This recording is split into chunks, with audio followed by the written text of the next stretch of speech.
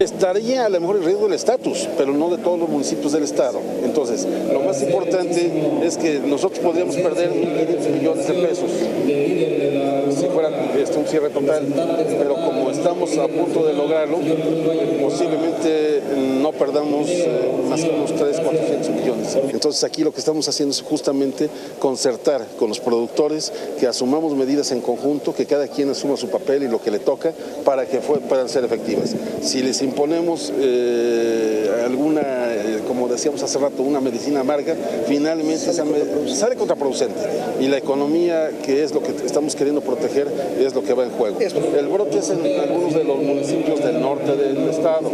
Estamos hablando de la zona colindante con la comarca lagunera, donde por razones que ustedes también conocen, existe cierta movilización de ganado lechero.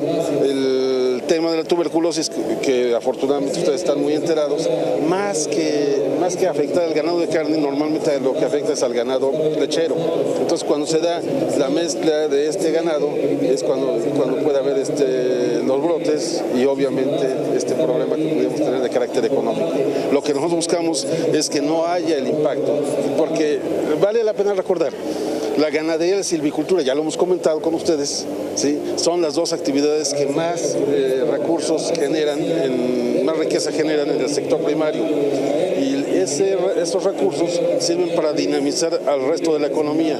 De modo pues que si nosotros tuviéramos esa pérdida, de ese impacto desfavorable de 1.000 millones de pesos, obviamente se verían afectados el resto de los sectores, el secundario, el terciario. O sea, deja de haber consumo de otros productos.